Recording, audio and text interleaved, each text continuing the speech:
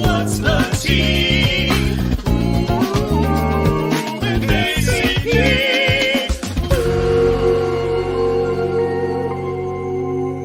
Here's the tea with ACP. That's kind of cute.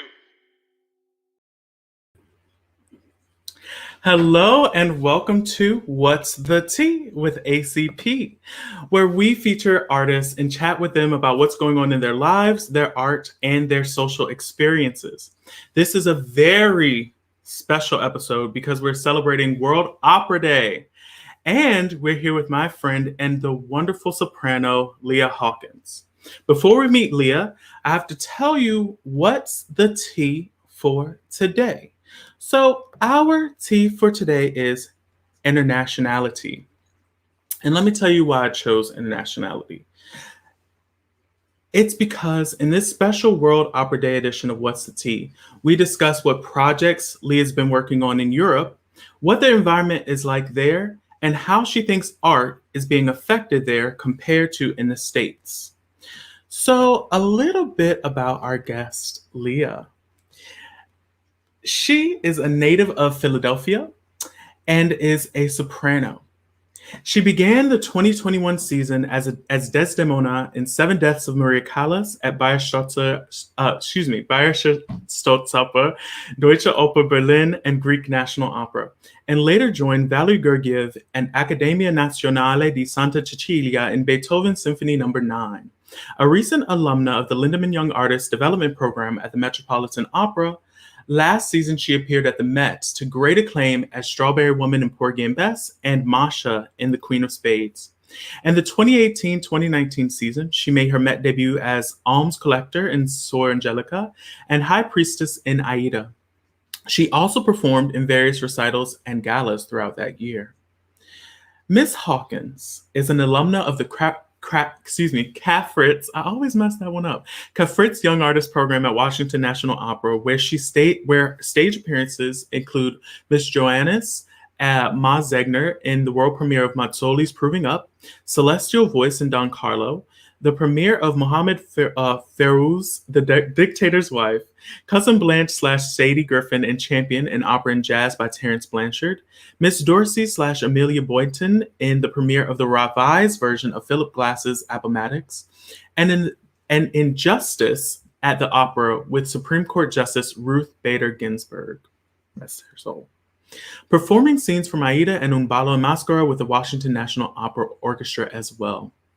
On the concert stage, she has appeared with Yale Philharmonia and Mahler Symphony No. 2, the Indianapolis Symphony Orchestra in a celebration of Black history, where she performed Knoxville Summer of 1915, the Mid-Atlantic Symphony Orchestra in Holiday Joy, the National Symphony Orchestra in Songfest by Leonard Bernstein, at the Bolshoi Theater in Moscow in a concert of works by Beethoven, and as a guest artist in Accra, Ghana, as well as the White House singing for the President of France. Leah's summer festival credits include the Martina Arroyo Foundation Prelude to Performance Program. Now, let me tell y'all, this is a long list because she's fierce, okay? So listen up. The Houston Grand Opera Young Artists Academy, YAVA, Central City Opera, the Chautauqua Opera Company, and the Glimmer Glass Festival. She's a 2018 Sullivan Foundation Award winner and the 2018 recipient of the Richard F. Gold Career Grant, the Shoshana Foundation, from Washington National Opera. She has received awards from the Young Patronesses of the Opera and Florida Grand Opera Vocal Competition, the Chautauqua Opera Guild, Yale School of Music, George London Foundation, Marcello Giordani Foundation, Opera Evany, NANBPWC Incorporated, and the Metropolitan Opera National Council auditions. Leah received her Master's of Music in Voice from Yale University and a Bachelor of Arts in Music from Morgan State University. Yes, honey, she's fierce. Please welcome Miss Leah Hawkins. Hello. Hi. How are you doing today? I am wonderful. So weird to hear my bio. I know I wrote it, but Well, I need to hear it listen. out Let me tell y'all some behind the scenes tea. Now that was the edited bio. Okay. Miss Leah Hawkins, let me tell y'all. She sings down the house, boom cat, that. Okay. She is let me tell you how we met. We met loud. back at Chautauqua Opera Mhm. in what 20 ooh 15 15, 16 15 15 15. 2015. And now at the time she was singing lower and she moved that thing on up. And baby, I knew from the start. I knew it was going up, and she had nowhere else to go but up because she's fierce, talented, a wonderful friend, a wonderful colleague, and just all around a fabulous person. So I'm so happy that you could be here with me today. Thank you. Thank you. I'm so happy to be with you. You know I love you, so I'm so happy. I love you too. So I want to talk a little bit about the definition of internationality. So Mm, internationality is defined of relating to or involving two or more nations or an mm. international commission, international affairs. It's extending across or transcending national boundaries. So, can you give us a little bit about like where you are right now, what's been going on, and that'll clear up a little bit of why I chose internationality. Yes. So right now I am in Munich, Germany. I got here in August. I was here for the Seven Deaths of Maria Callas for that new opera project by Marina Abramovich, the Mm, performance artist. And while I was here, I was invited to join the ensemble or the fest here at the Staatsoper. So on a short-term basis. So I am here in Munich until March of next year. And you see the post in the back. I'm staying in one of the apartments that the opera rents to singers. oh So my gosh. I'm here in Munich singing and working. Of course, everything was already cast when I got here. So I am just coaching and learning roles and making myself available whenever they need me. If I need to jump into a rehearsal or jump into a role, I have to be available for those things. And Mm. I am also taking German right now. And my German is very, limited at the moment.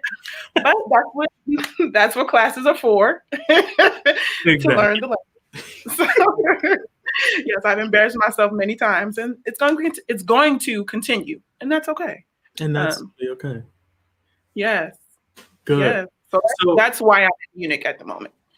and and you said you've been there for how long so far? Or when did you go? Because I know you were in New York for a little bit, and then Mhm. you ended up moving over. So when was it that was it pre-pandemic or So post? there's a story to that. I was actually here in Munich back in March of this year when everything with COVID sort of started spiraling for the Mhm, rest of the world.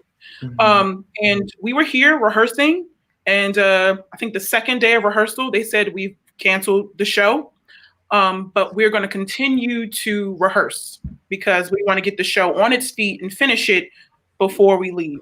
mhm, Um, what I loved about this house is immediately we didn't stop in our tracks. We sort of took the precautions that were needed to be taken, and we continued working until the ministry or the health ministry said, okay, you can't work. So we had to take 2 weeks off. Then we went back, and actually I was supposed to be here for a month, and I was here for 7 or 8 weeks, wow. um, because of, yeah.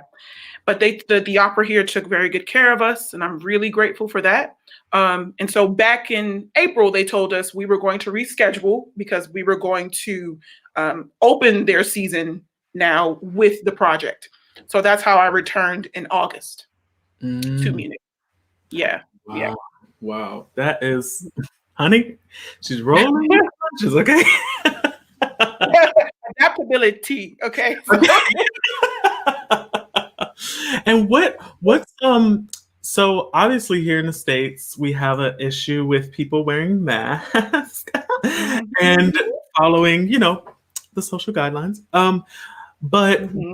what have you found in Germany? Do you feel like there is a different kind of, I don't know, standard of what people are doing, or do you feel like it may be similar to the States, or like what's your opinion? No, it seems like people here follow rules, generally speaking, Mhm. because even back in March, when everything shut down, people shut down. There were no games played with the shutdown, and Mhm. so even now, the rules. You have to wear a mask indoors and on the train, and in the opera house, you have to wear it when you're walking in the building. You take it off when you're on stage, and you take it off when you're in a coaching room. But Mhm. that's pretty much it. People wear their masks. There are some public places now here that you have to wear the mask even outdoors. Oh wow. Um, yeah, because one day I had finally gotten comfortable because when I first got here, I was like, why are people not wearing masks outside? Mhm. What I was, 'Cause that's what I saw a lot of, like people just kind of out and about and interacting, and I mean, people are yes. doing that here, obviously, but It was strange to see because, I had moved to Philly and everything was sort of shut Mhm. down and wore that mask even outside. And so I get here and people are like living free and dinners and lunches. And I'm like, what is happening? And so I finally got comfortable with it. And then I walked through this busy square one day and Mhm. people had masks on. And I was like, what? Did I miss something? Mhm. And they had mandated masks in certain places again. So, Ah, yeah, interesting. yeah. Wow. Okay. And so in the actual opera house, right? Like, what do you feel? How do you feel like it's been? Um, I mean, obviously everything is different because compared to a normal season, Mhm. you can be out and about and in the opera house and kind of everywhere you need to be. But I guess you also haven't experienced necessarily yet what it's been like with COVID precautions in the States. So I'm Yeah. wondering, like, what kind of precautions are they taking here? I know here it's been a lot of outdoor performances, a lot of like digital content, or like they're bringing in artists and they'll do like one thing on the stage, just that artist. So I'm wondering if there's any of that there in Munich. Um, Here, the theaters are just limiting their audiences. Um, so at the moment, you can't be at full capacity. So on the side of the audience, Bayerische can seat 2,100 people, but Hmm. they're only allowed to have 500 at the moment, 500 in the house. And Wow. even when we started, they were only allowed 200, and then they upped it to five eventually. Mhm. Mhm. So on the audience side, they're limiting that. They're removing the intermissions in some places. Cutting down shows as to limit how much time people are in the opera house. Mhm. Mandating mask wearing in the audience. And then for the artists, we are tested often. I just had a test Friday morning. I've Mhm. had 8 tests now Oh my since I've been here. goodness. Yeah, Wow. that thing up your nose, that Yeah. is I was gonna wow. say, whoo. Yeah. Hmm. But I said, if I had to get tested every single day in order to Mhm. keep working, I'll do it. Right. And to stay safe, I'll do it. It's not ideal, but it's what we have to do. Right. Just go with as far as makeup, we had the choice whether or not we wanted a makeup artist to do our makeup Oh or wow. not. Everyone's wearing masks, and Mhm. you know, we dressed ourselves mostly. We had people helping us, but like for the most part, you try to do as much on your own as you can. Mhm. It's really up to the artist how much they want to allow people into their bubble, Right. essentially. Right. Yeah. Do you feel like, well, I'd assume that the shows are still doing well, like selling Mhm. well, because people want to see live music, right? Um, Yep. but also, have they like increased the amount of shows since the audience is smaller, or is it like the same amount of shows? Like, I wonder, or like, You know, I don't know, because I don't actually know what they typically do in their normal season as far as number of shows. I'm not entirely sure. I don't want to lie. So for us, we added shows. I think initially we were supposed to have 3 shows, then they added a 4th, and then by the time we were here again, there were 5 shows. Wow. And of course, which was sold out every single performance. But yeah, I don't know. I know, like, recently the ballet company here had a COVID case, so they've canceled the ballet thing. Oh my god. Yeah, and they added extra performances of opera in its place. Okay, that's kind of. So I mean, well, yeah. I mean, more singing, I guess. Like, okay. Yeah. What about, like, socially? Do you feel like there is enough social interaction? Like, I mean, because I know there's still, I mean, even here, like, people are still going to dinners and lunches, you know, everything's distant in the restaurant, but if you're with somebody that you've been around, like, you know, you can enjoy their space. Do you feel like there's been, this is like turning into an interview, y'all, and well, sorry about it. We want the tea. Okay. Look, we want the info. So do you feel like you're getting enough of that? Because, like, even here, I'm getting enough, thankfully, because I'm living with my family and such.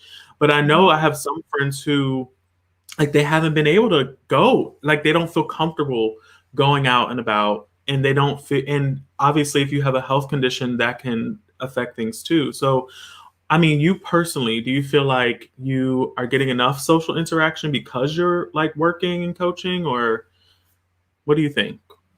Actually, yeah. Because here, people are not afraid to be outside and to be out and about, safely, obviously. But people are out and living their lives, and even me, I find myself, you know, going to dinners and going to, you know, I don't go to parties. That's the one thing. I will not be going to anybody's party. I'm okay. I went to one. It was for opening night. We did something at the intendant's apartment, but that was like it. Otherwise, yeah, but like dinner and like drinks and things like that. But for sure, I personally love the alone time. It does not bother me. You see, I told y'all we were good friends. Now, this is something that I know about my good friend. I see y'all when I see y'all. So that's good though. But you feel like there's been enough social interaction that if you want to be social, you can be, and if you want to spend time by yourself, that's okay too. It's not like one or the other. Absolutely, yes. Good. Especially here in Europe in general, I feel it. But now, can you tell us what you've been, like, working on? Like, the initial thing that you went there for, tell us a little bit about that and how that went. And then also about what you're working. I know you're coaching mostly now. But, like, what are you coaching? What are you working on? We want to know. So I was here for this opera project called The 7 Deaths of Maria Callas, and it was sort of a tribute to Maria, and it sort of chronicling her last night on this earth, you know. Wow. So it's like, and each of the characters, each of the 7 sopranos sing 7 arias in which Callas either made famous or she recorded or sang on stage, and they're characters in which they die in the opera. So I was Desdemona, of course. She wasn't known for Desdemona, but of course she did record it, and her recording is so gorgeous. It's Callas, come on. But listen, like, yes, text. You had Violetta, you had Lucia, you had Butterfly, and, you know, so on and so forth. And so you have Marina Abramovich, the performance artist, is portraying Maria the entire night, and we come out and sing individual scenes, and then behind us were videos of the deaths. So reenactments, but not the actual opera, but like her own interpretation of those deaths. Those videos were really cool. They were super cool. Yeah. Well, so behind me, yeah. Sorry, go ahead. I was just going to say, I saw a few pictures from it where it was like, huge projection. Like y'all look like little ants up there. I was like, how? This is amazing. But please go ahead, give us more tea. No, it was super cool, and it was we were very much we weren't as prominent as we would be, say, within the opera. We were sort of ornaments to the videos, because we were the soundtrack to the videos.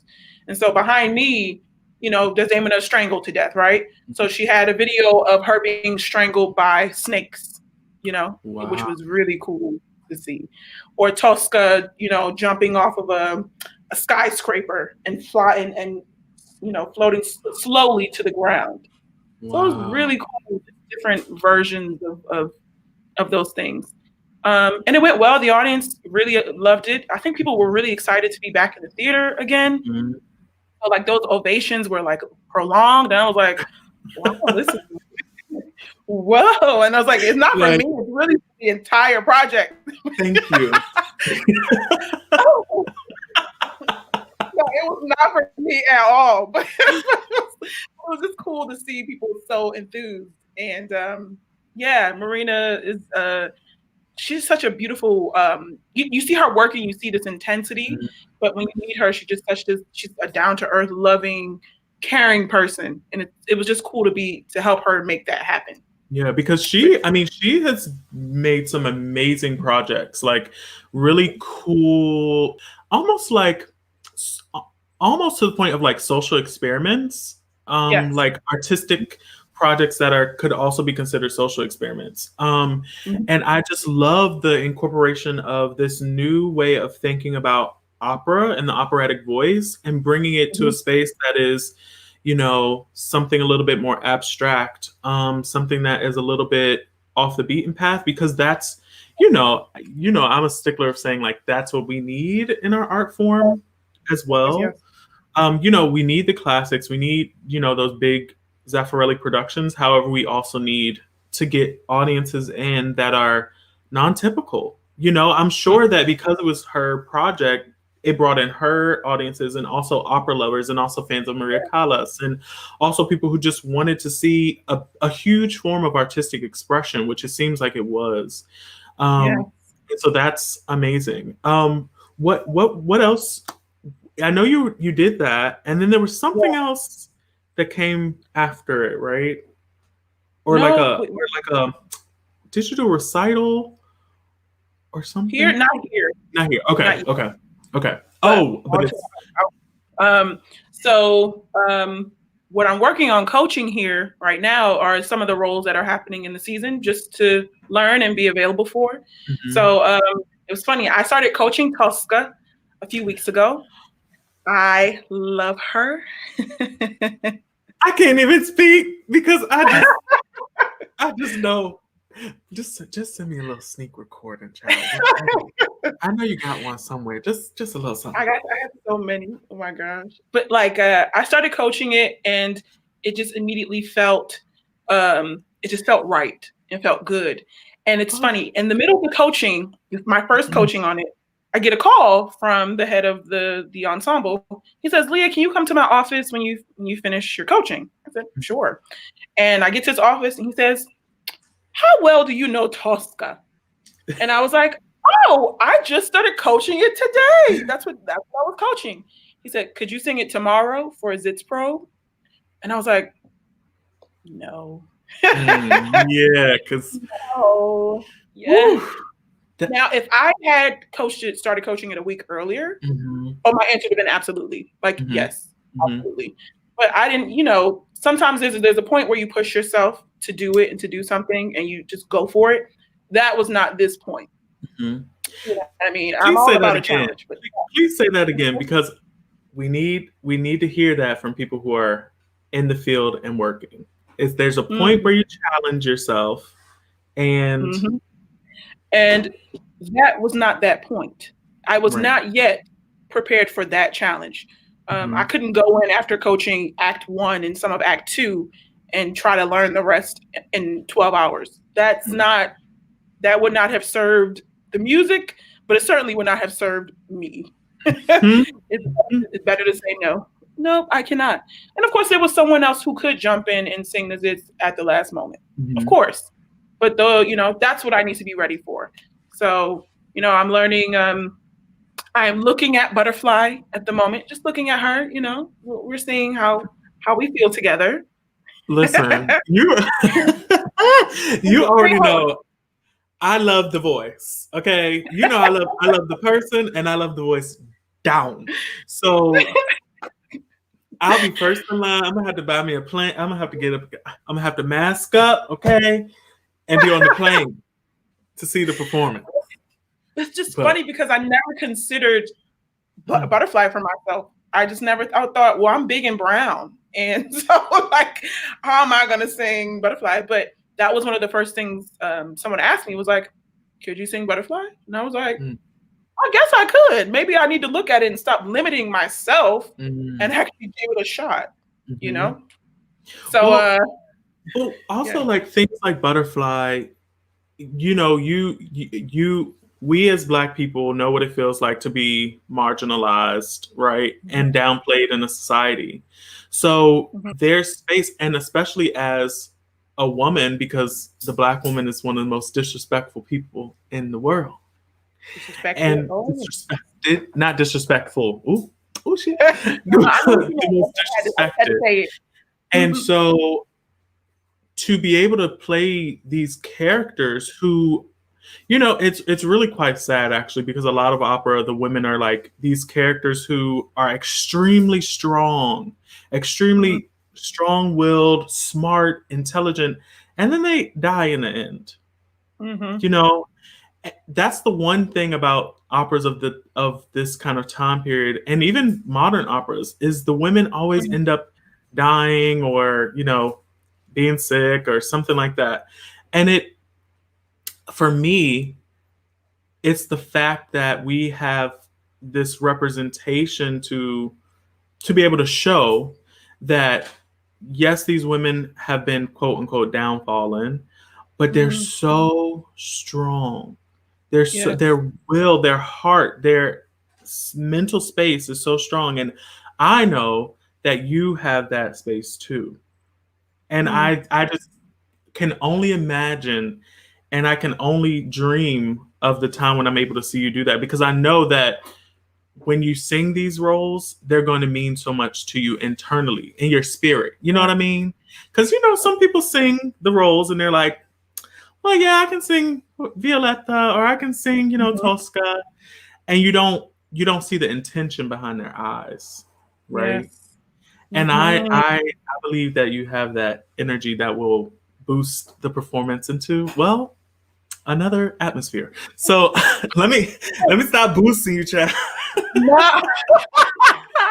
No, but I was gonna say to that was when I was transitioning, that was the hardest thing I dealt with was these characters. I'm like, why is she crying? Why is she whining?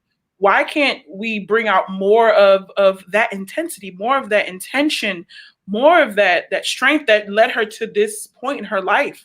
She didn't cry her way to this point. So let's bring out more of that inner thing that draws you to what it is you want. And so that's always been my goal with some of these roles, is to make sure the strength is portrayed more than anything, not just the sadness and the weakness, but that thing in her that allowed her to make that decision, Yeah. Now, you mentioned transitioning the voice. Do you mind just talking about that a little bit? Like I don't know. I didn't listen, y'all. I didn't ask beforehand. So, but some people don't like talking about, vocal transitions and, from a lower Fach to a higher to lower. So can you talk a little bit about your Fach change? Because when I met you, child, you were singing down in the basement. Okay. It's true. She's serving Olga. Okay. So The voice is fab. The voice is fierce.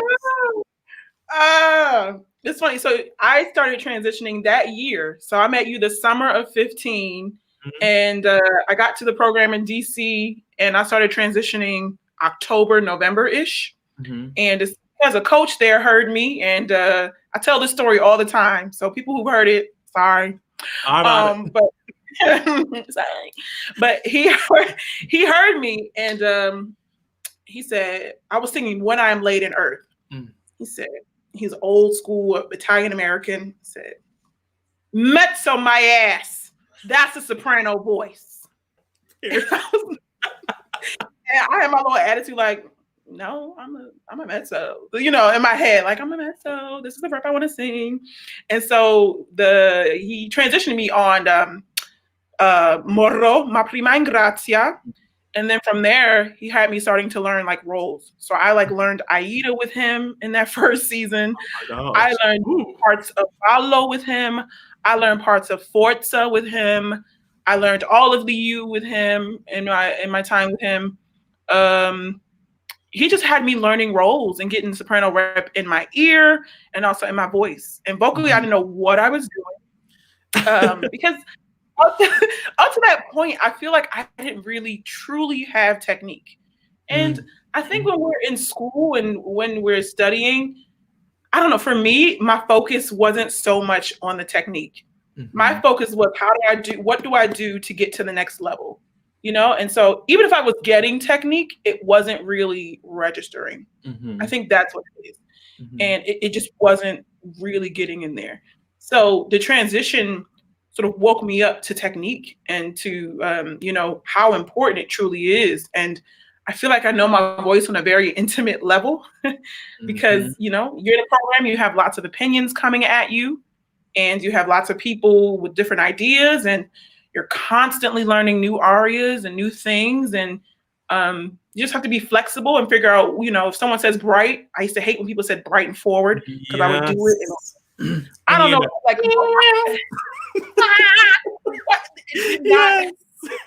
we are here.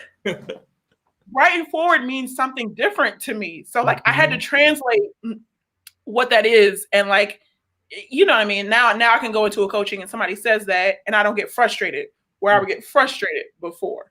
So it was vocally very challenging and in that I had to build that technique, but also emotionally and you know, spiritually challenging. I cried so much. Oh my God, I cried so much. But like I needed it. And it was humbling and I'm really grateful for it. I'm grateful that it happened when it happened. And yeah, it was a time. But it was the right time, right? Like it's so weird because I feel like if something like that would have happened a year before then, it could have possibly set you on a path of like, you weren't ready for it, you know? And that's the way destiny works, right? It's like these things come into your life and then it's serendipitous and then they all mesh together for a greater good. And it's just so awesome that you were able to navigate that change in such a, you know, because on the outside looking in, I'm like, hold up. She done switched up. Wait a minute. Wait.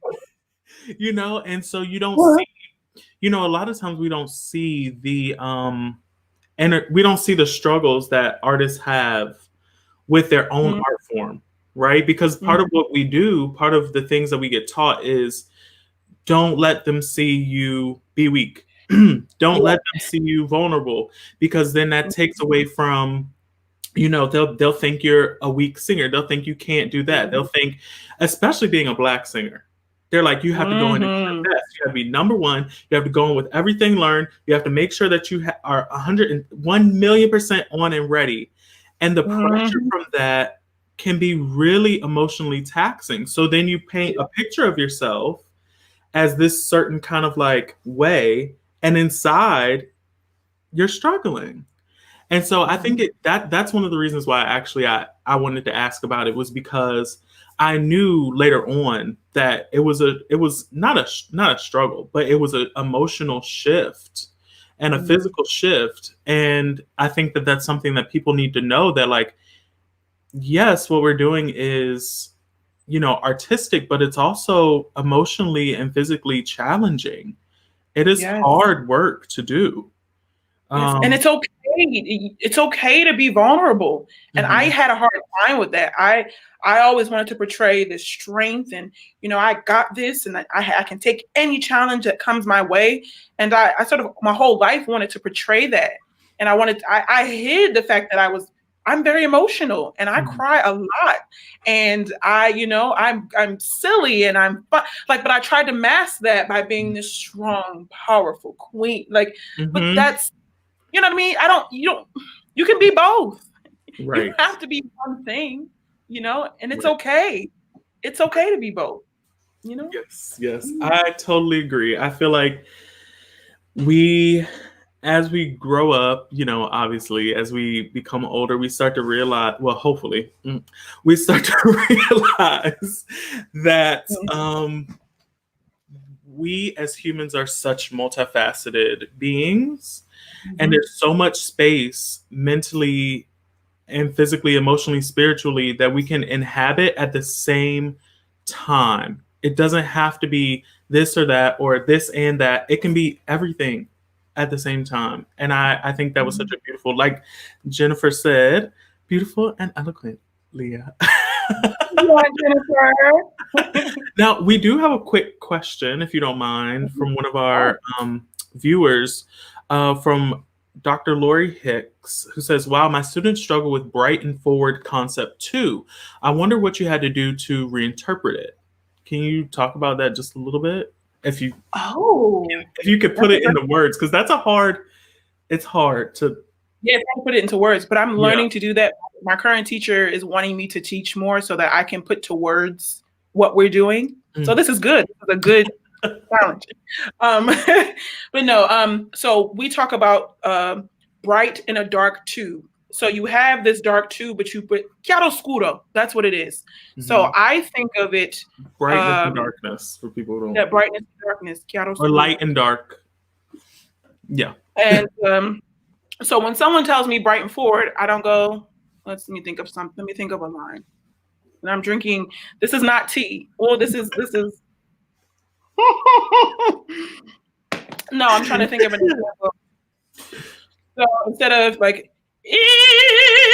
that's ugly. That's bright. When somebody says, "Oh, can you make that a brighter E?"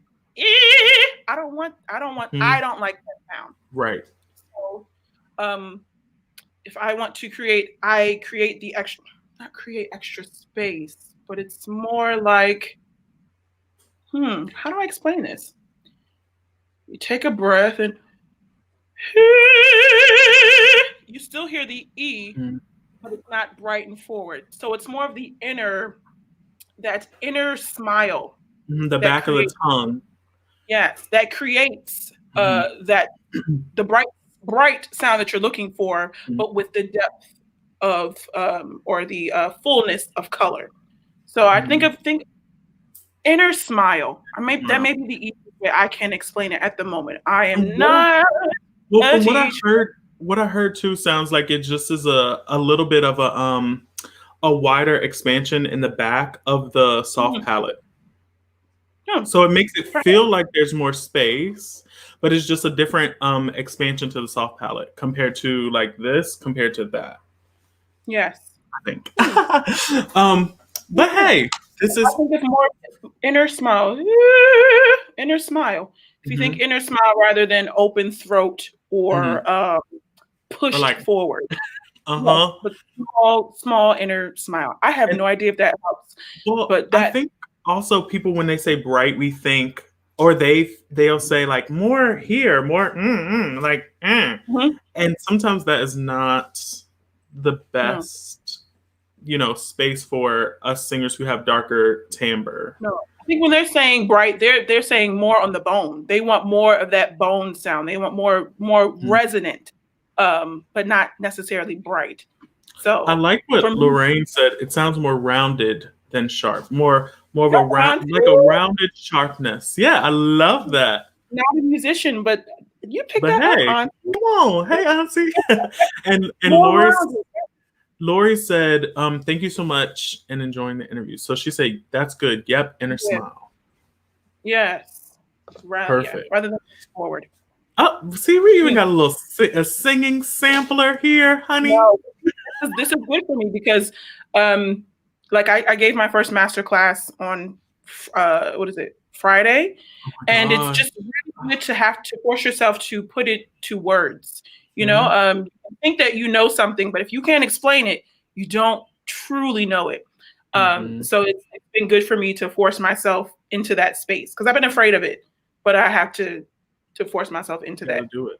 That's what I've been teaching a lot, during the pandemic. And even before that, I was working at a studio here teaching. And it has taught me so much about my own voice, just like having to think about the words to say what I want a student to do or like what I feel inside the mechanism. So I'm here with you because it's a trip when you start talking about it in a way that's not, kind of, it's actually physical, right? Yes, not just abstract. You just feel like the air is floating above. No, like what exactly are we doing and how does this work? Exactly. Exactly. It's like a space between the kind of mental picture of like, think red, think orange, and the super technical of like the hypocricoid thyroid bone is so it's like a mix in between, right? Like that's the best way to describe it, I think. Let's see. So we have another. Thank you, Michael. Hi, Michael. So as you all know, if you've been watching the show, I typically like to ask my guests to send in questions. So the questions that Leah sent in are, well, great. And also, if you notice, Leah is the first person who we've had a one-on-one conversation with. So I'm so happy that we were able to do this as friends and that we get to discuss like some of these questions that she brought up. So, hey Andrew, thanks. Miss you too. Andrew. So sweet. All right, so I want to talk about this one here. Now, this is a deep question, okay? So I'm going to read it out. In the current socially changing climate, where do you find yourself in the activism ecosystem? Is it impossible to do or be everything? Oh, sorry. It isn't. Let me start from the beginning because we have a podcast now, y'all. So make sure you check that out wherever you get your podcasts. It's What's the Tea with ACP. It'll pop right up. So I'm gonna read this again so we can make sure that this goes clear on the podcast. In the current socially changing climate, where do you find yourself in the activism ecosystem? It is impossible to do or be everything. So what role or roles have you taken on? Have you found your place? So could you expand on this question a little bit? Where did it come from? What made you go into this question? Yeah.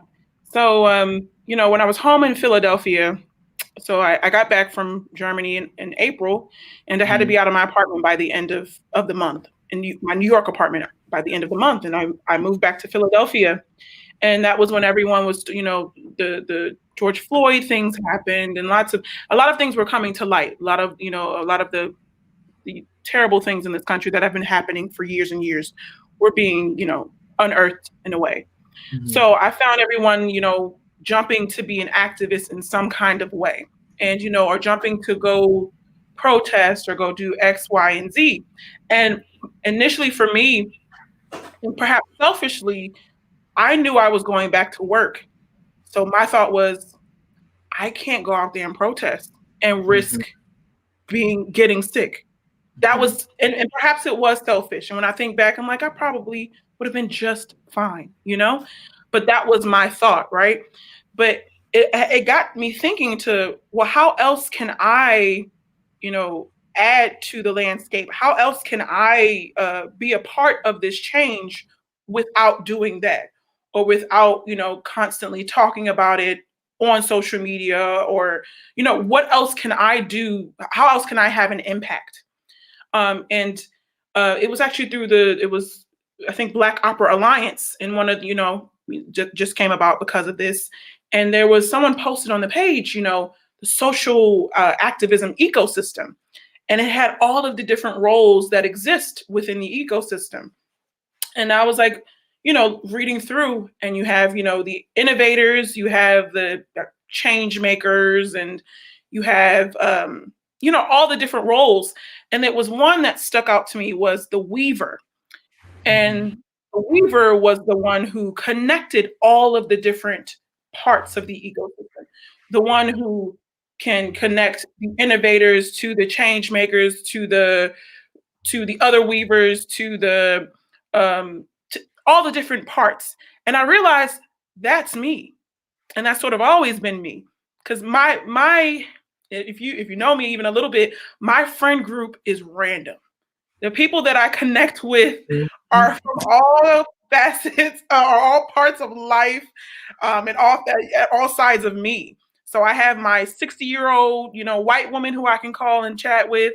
I have my 70-year-old Black woman who I can chat with.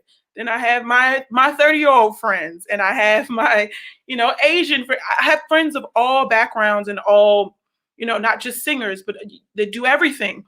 And I've always been able sort of to, connect myself to them, but also connect them to other people and other things. And so for some reason, I've always been asked my opinions about things and, input about things. So I've been able through this to use my different networks and different people to connect people to have an impact of some sort. So I realized I don't have to do one thing or be one thing to make change. Change is not just protest. Change is not just. There's so many ways to change.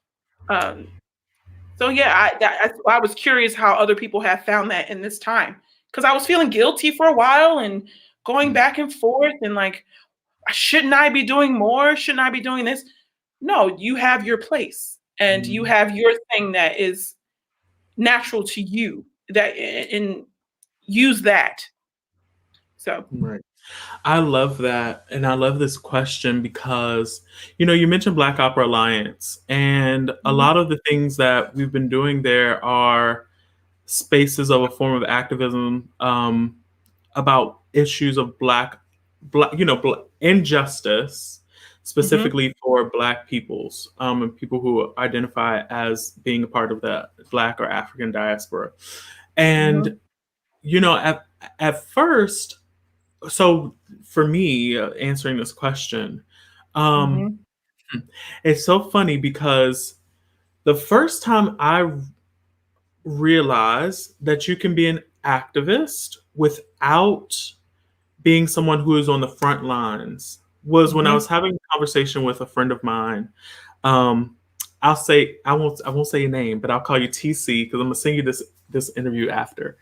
But it was when I was in Germany, doing a tour of Porgy and Bess. And I learned a lot during that tour because it was the first time I had been around other Black actors, musicians, singers in a space that was not just like, oh, there's me and Leah and one other person. You know what I mean? Or there's just me, or just me and somebody, and the whole cast is Black.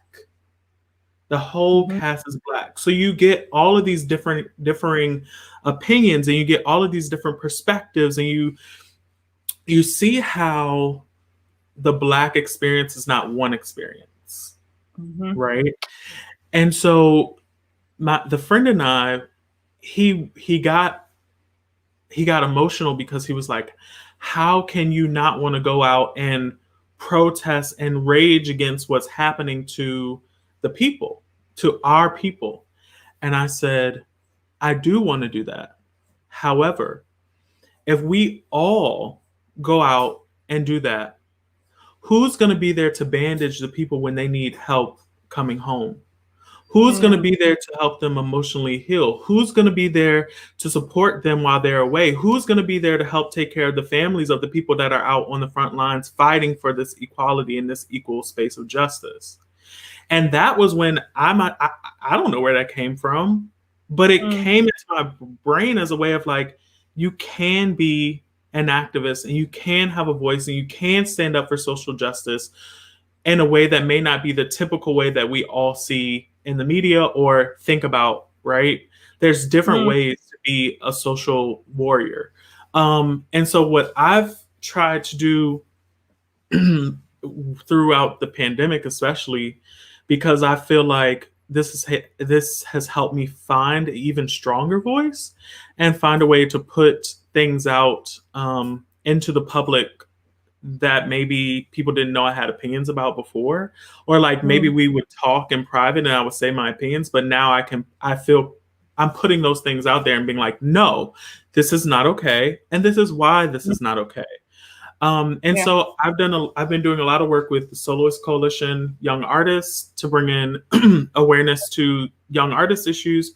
I've been involved with Soloist Coalition to help provide more equitable situations for artists in general.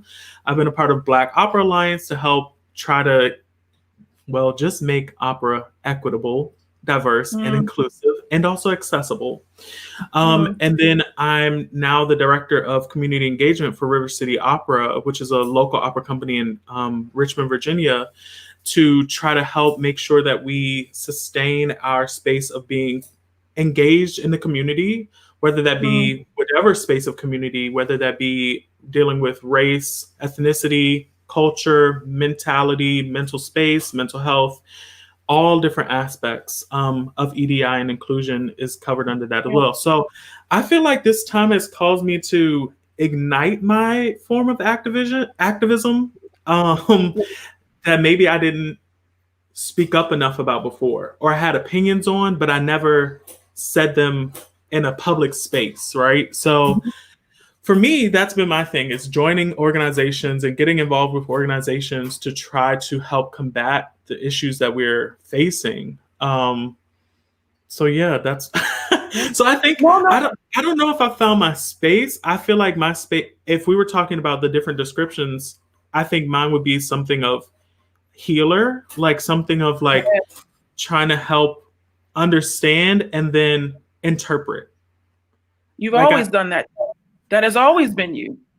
I know, but that's one. But that, yeah, but I guess I just never thought about how to use that outside of a space of just talking to friends. You know what I mean?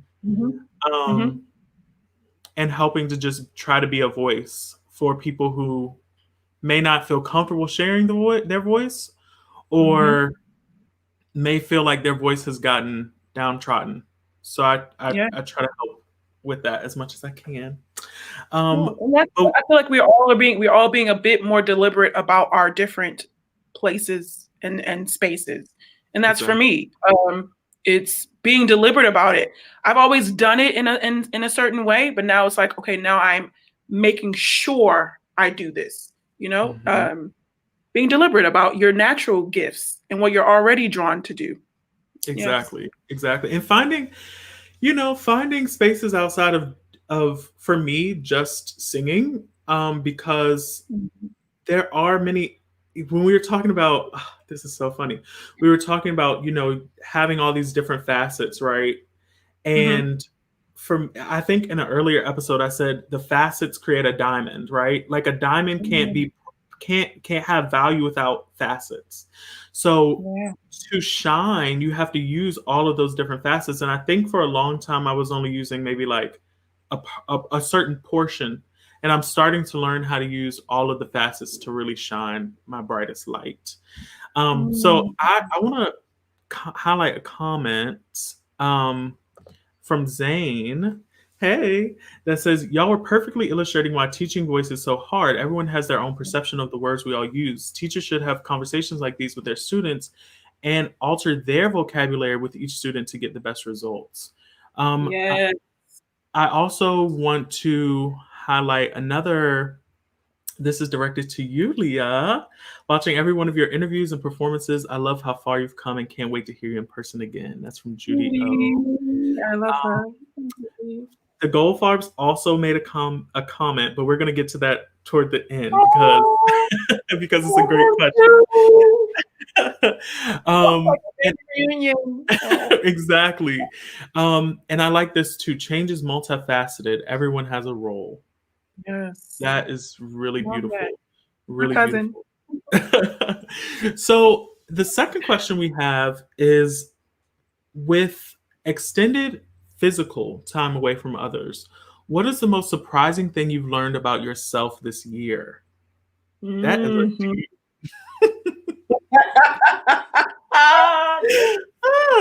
That is a deep question. And it's a beautiful question because I think everyone, I mean, what a year. What a year. And it's not even done yet, child. So, so I think this is something that we all need to ask ourselves.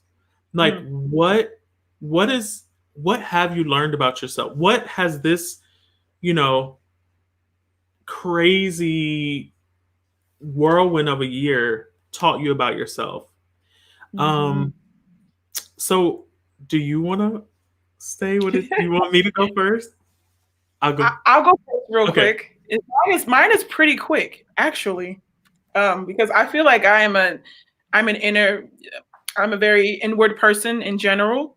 I'm outward, with friends and with, and singing and blah, blah, blah, but I'm always thinking about things. But what surprised me this year is that I am very silly and I'm very goofy. I am so silly and I do not take myself too seriously. And I don't think I knew that because for so long, like I said before, I was suppressing that to try to seem a certain way and to come across a certain way to certain people. And so I was like sort of like hiding that part of me, but I'm goofy and like I love to laugh. And that's literally laughter and humor and brightness are what have kept me through this pandemic, through all this loss. Leah, I have lost so much this year. Aside from jobs, I have lost, I had to move out of my own apartment and move in my stuff into my parents' home. I lost my management because they folded due to COVID. Thousands of dollars that I was hoping to buy a home with, like so much loss that if I took everything seriously, I would be a nut job. I'd be crazy. So I have to laugh. Like I have to just let things flow off of me.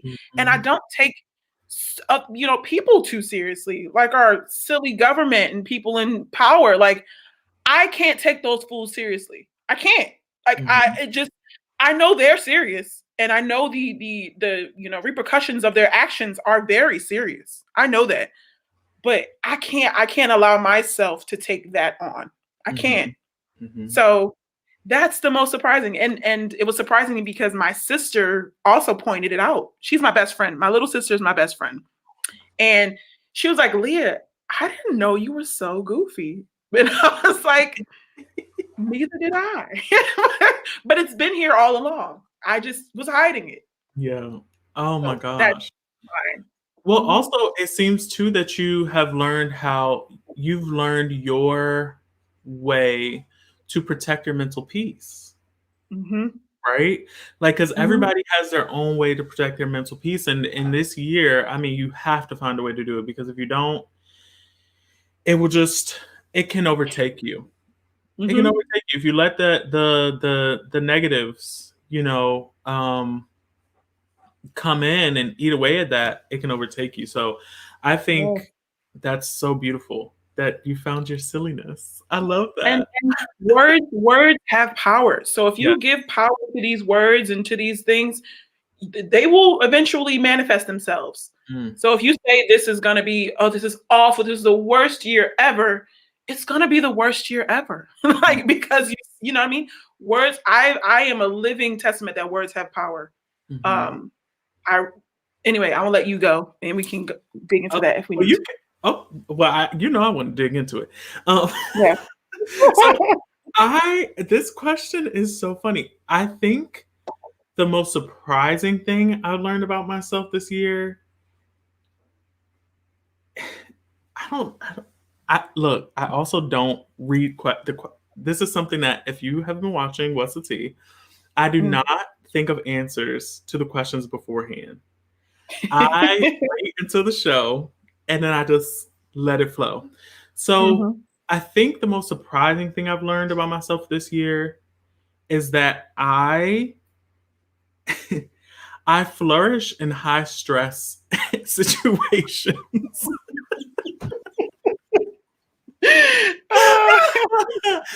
It's and it's funny because it's something that I've had to realize, like, growing up, life was stressful. School Mm. life was stressful. Post school life was stress. I'm used to stress.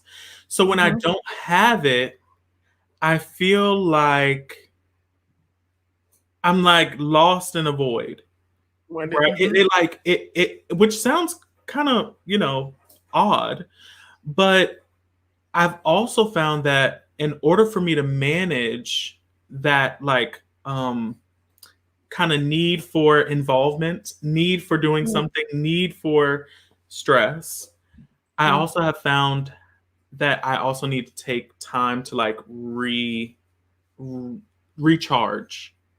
Yeah. And it's hard to do that. It's been hard. It's been a challenge because, to be quite honest, this has been the most busiest time of my life, to be quite honest. Mm. Like, just the amount of things I'm involved in and like opportunities and just She's stuff. booked. It's like, she's booked. Somebody, come on, y'all, book me and pay me, okay?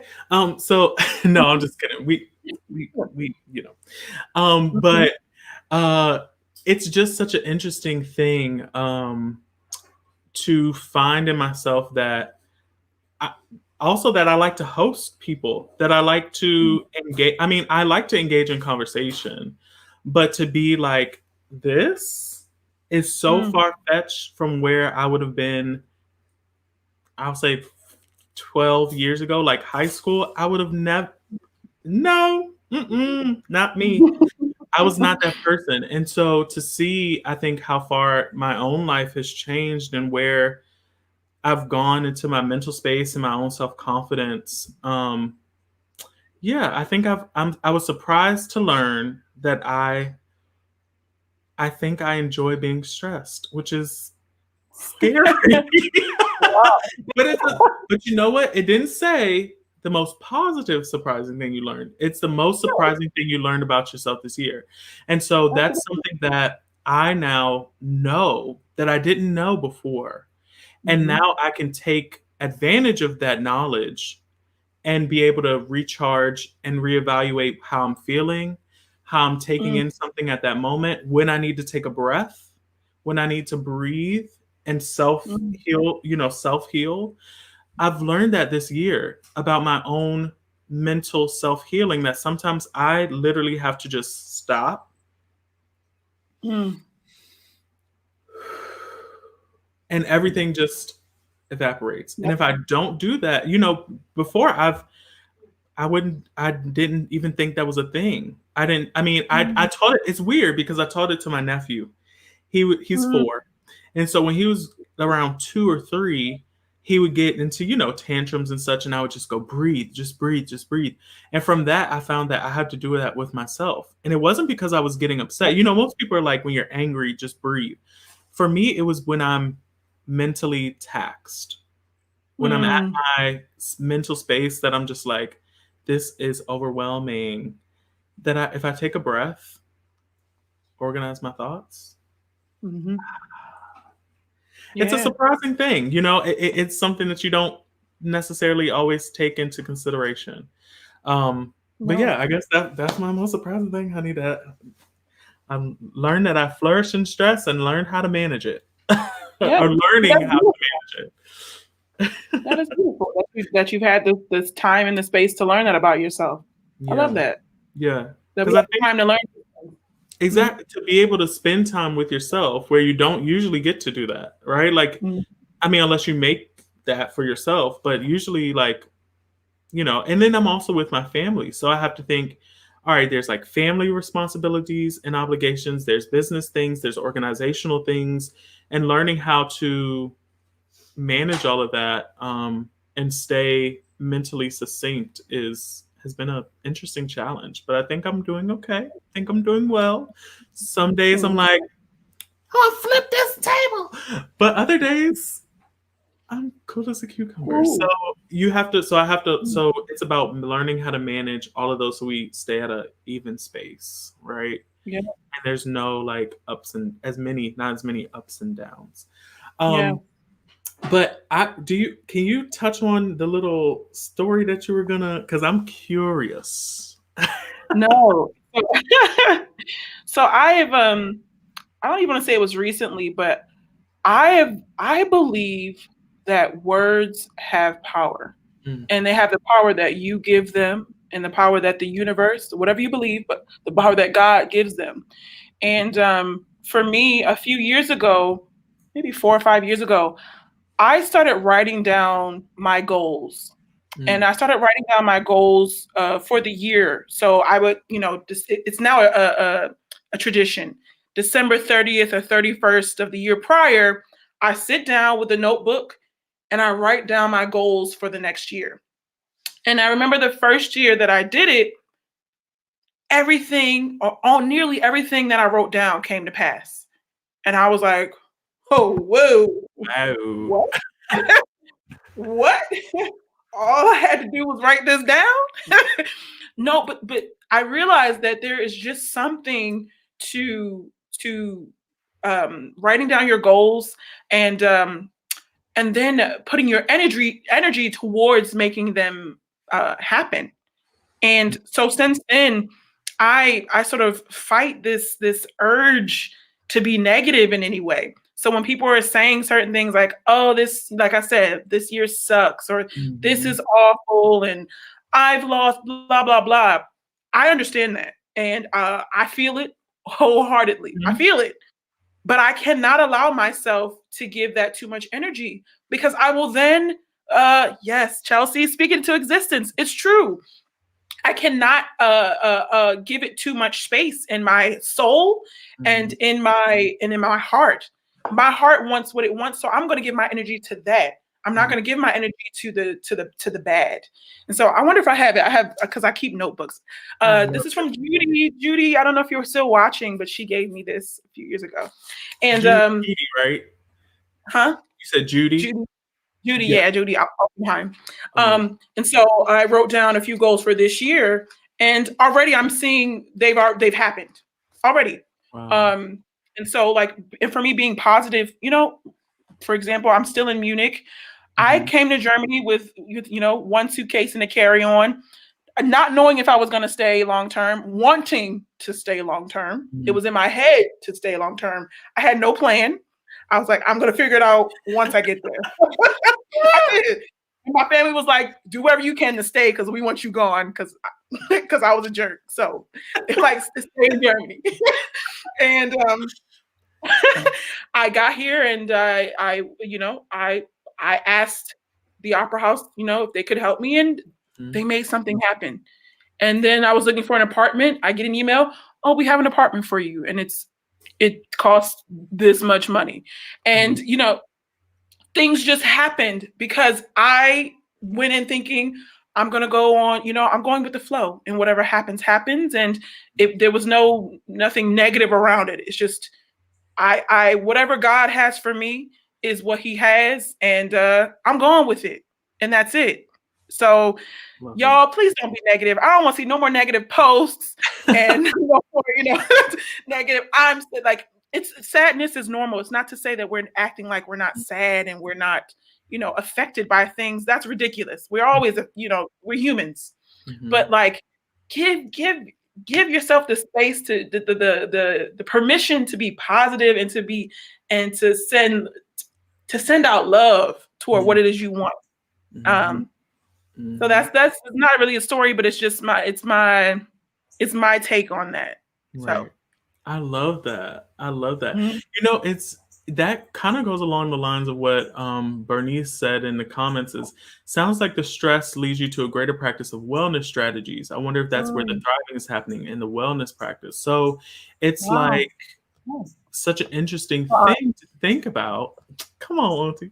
It's such an interesting thing to think about because when you're saying like words having power and kind of setting your goals for intention, um, it's so true. I feel like that's why people have, I can be a little bit much sometimes when it comes to my family and some mhm. friends. However, overall, I'm always in a space trying to be in a space of positive intention. And I think Mhm. that a lot of people get in a space of negative intention and then it manifests for so long. And you have to find the root, Yes. okay, of my roots. You have to find the root of that energy and try to figure out Mhm. how to either dig up the root or plant something over top of it that will eat the root away. You know? Yes. Um, Yes. That's so good. yeah. Listen, I need to go back through these episodes because I'm gonna toot my own horn. I come up with some good stuff on here, okay? Somebody go through it and write them down. Yes, Um, you do. and I'm gonna do it for you. I love it. I love it. Okay, so I want to bring in the amazing, wonderful Gold Farbs and just highlight their comment. If I can find it, I got to go through the. There we go. So this question is, what's coming up in the future, Joe Oh. and Tony? Because I know you have some things going on. Mhm. I may have some things going on, child. Who knows? So, what do you see coming up in the future? And I want to open this question to not just like singing or work wise, but Mhm. emotionally, spiritually. What's Yeah. coming up in the future? Oh, I also want to say that the Gold Farbs are an amazing, supportive, loving couple who support young singers and singers in general. So I'm so grateful for them. I think we all are, all of us who've encountered them. They So all. thank you, Joe and Tony. We love you. We really Just so. do. I Mhm. I don't think I've ever met a couple of people, a couple like of people because they're a couple, they're Mhm.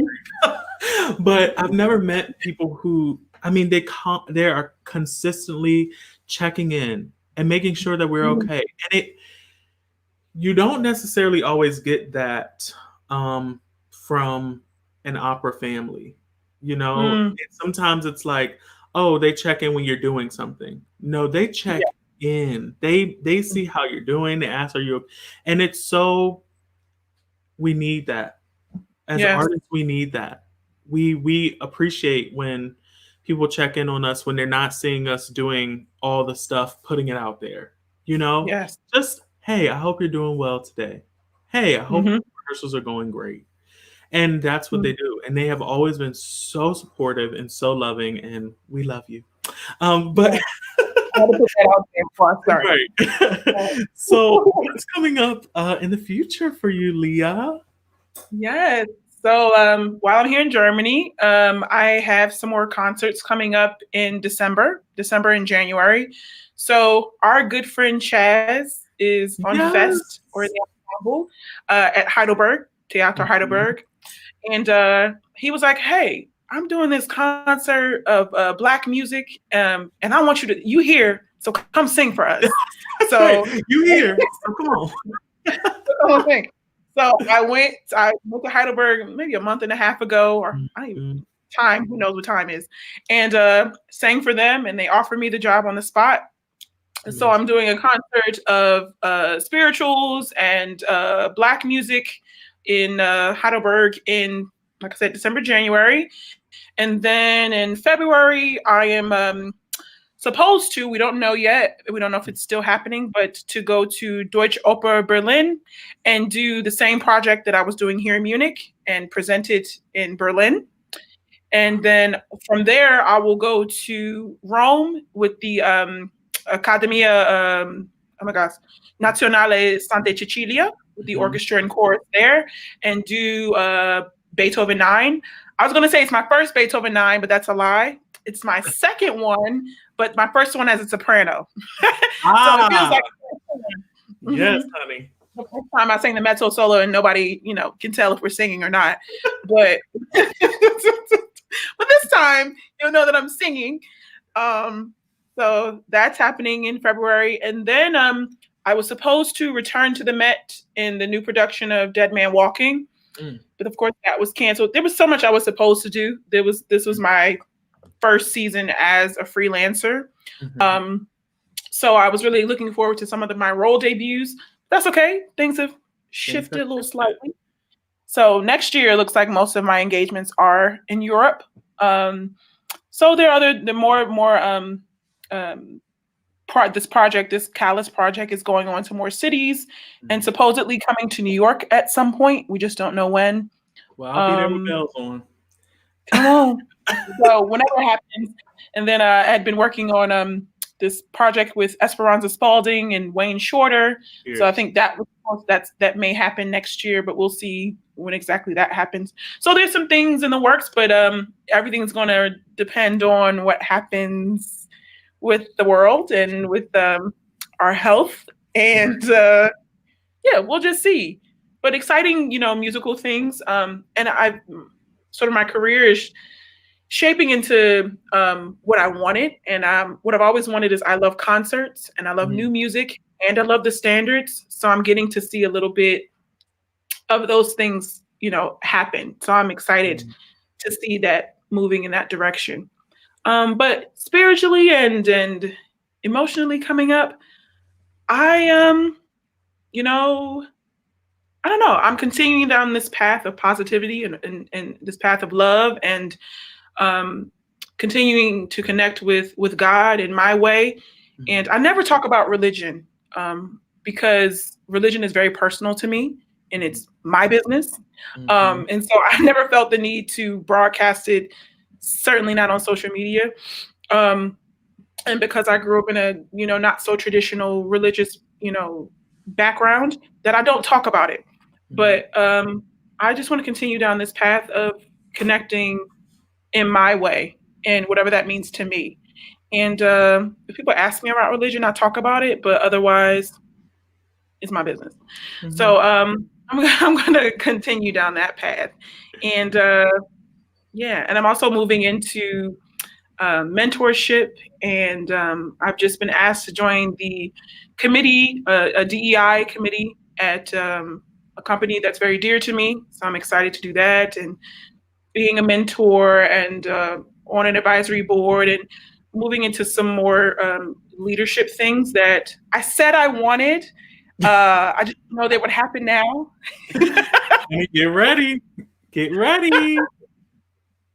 I said this is what I wanted. But when it happened, I was like, oh, wait, now? Oh, okay. All right. That's what we're doing. So I'm excited to explore these different sides of myself that I didn't necessarily expect to explore now. Yeah. Wow. Yeah. Yay. I love it. I love it. What about you? Well, child, I don't know. But, there's things coming up family-wise that are very exciting. So I'm happy about that. I'm currently, like I said, I'm working with River City Opera. So we have a few events coming up in Richmond. And I'm able to kind of start fostering relationships with places, which I'm looking forward to, and creating that space because I'm helping to create the role, right? So it's a space that I can have a bit of freedom in and also like learn, but also help the company be as great as they can be. And then also I'm going to be continuing What's the Tea. We'll probably take a little bit of a holiday break, but I found that hosting things is really, I just have a great time doing it. And so, so there's a couple of opportunities with that coming up, which I'm excited about.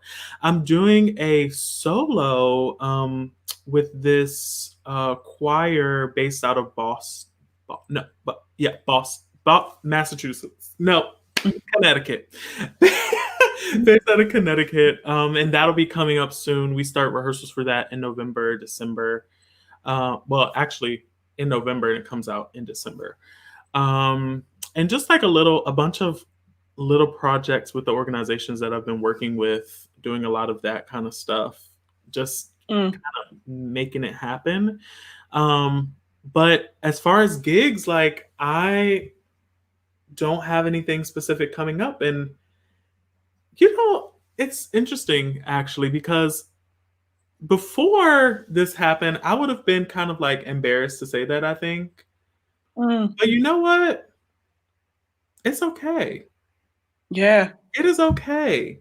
Like when I want that to happen, it will happen. And when I need it to happen, it will happen. And I haven't been putting myself out there in that space either. So I'm not, it's not something I'm actively pursuing at the moment because I have all this other things going on and happening. And where we are right now in the state of things, I got an offer from a company, but I turned it down just because it just wasn't safe enough for me at that moment. To go and do some young artist stuff, but I just couldn't. It just wasn't, it's not right yet. Right. And I feel like I just need a little bit more time, but trust and believe, come January, she's pushing full throttle. So be ready. Because I'm also starting of thinking of doing like a little bit of a series, a singer series possibly. And I do have a project with my friend Stephanie Emberly. She does this recital that happens starting New Year's Eve that goes into New Year's Day. And so she's going to come to Virginia, and we're going to socially distanced do this portion for the recital, and that'll go kind of like introducing into the new year. So basically it kind of like push you into the new year through song. So there's a bunch of little like, tidbits and tattletales happening. So yeah, I'm hanging in there. You're doing it. I'm doing what I feel like I need to do right now in this moment. And that and I still have to be okay with that. Okay. But so good things happening on all ends. I guess also emotionally, and spiritually, being open to evolving and changing in my own mental space, learning techniques and ways to communicate with people that are still fundamental in helping and in being a helpful person. Well, I'm gonna say it. I'm also looking into getting a degree in clinical cognitive behavioral therapy. So basically, helping people combat maybe a issue or something that keeps reoccurring, and doing it in a way that is behavioral instead of just like prescribing drugs and things like that, but saying like, this is what it is. Let's talk about it, figure out why you do it, and find some positive ways to adjust that behavior. So I've been looking into that as well. So trying to incorporate that into the music space, because therapy and psychology is something I've also always been interested in. So yeah, I don't know. That's what I love about this time is removing the shame of having other interests. Because for whatever reason, as singers, and I'm guilty of it, our emphasis should only be singing, and that's the only thing we should be doing. And I remember at the end of 2019, actually, I was finishing the program at the Met, and I was looking at my schedule for 2020 and 21, and I was like, this is not enough. I don't have enough. And what have I done wrong? And oh my God. And I acted foolish. I freaked out for a good month. Oh, I did. Freddie will tell you, I acted so foolish for a good month. And and for what, I don't know when it happened, but something switched in me and I let that go. And that's when the offers started coming in. But you know what happened to those same offers? They disappeared with COVID. So it just taught me to stop to stop putting so much emphasis on this thing. And that it's okay if I like doing other things. And it's okay if I have a break. And that doesn't define me. I'm not a lesser human if I'm not, working 10 months of the year, So I love that we're all finding these things that have always been within us, or maybe we're just discovering them. But it's okay now, and it should have always been okay. I mean, it was always okay, actually. Exactly. But it's just beautiful to see you embracing that and moving towards it. Yes, and incorporating that into your singing, into your music making. It'll only make you better. That's what I've found, that it makes me more in touch emotionally with the music that I'm singing, which can only make one a better artist. Yes. Right? Exactly. I love it. Okay. Well, we're wrapping up. I gotta let Leah go. Honey, it's getting into the night time over there. So, but so once we finish, just hang on backstage for me. But I just want to say thank you so much for being here today. I think this is one of the best conversations I've had so far, and it's been really beautiful chatting with you and just kind of catching up and finding out what's been going on with you in all aspects of your life, because we don't necessarily get to do that all the time. And I just want to say thank you, and thank you for sharing your talent. Thank you for sharing your knowledge. Thank you for sharing your love. And thanks. Thank you. Thank you for having me. Thank you for giving me a space to just chat. I love this. Yes. You do such a beautiful job. I'm really, I hate saying this to people my age, but I'm so proud of you. So thank you. And I'm so proud of you. My God. On today. Thank you. And always. I'm so happy. I'm so happy to see how you're flourishing. And I just pray that you continue to keep flourishing, and you will. And yeah, we're getting a lot of comments saying, thank you, and all a lot of nice things in the comments. So thank you all for watching. Thank you for being supportive, and being supportive of artists, being supportive of us, and taking the time to, out of your busy Sunday, to engage with us and be supportive of us and to love us, because we love you. So yeah, I just want to say thanks for watching. And I'm going to do a little wrap up, and you just hang out backstage and we'll chat after. Perfect. Okay. All right. Bye, everybody. So again, I want to say thank you so much for watching. I want to give a little reminder that we do have a podcast. The podcast is, it kind of takes sections from the bigger episodes. So there'll be anywhere between 15 to 40-minute episodes. They come out every week.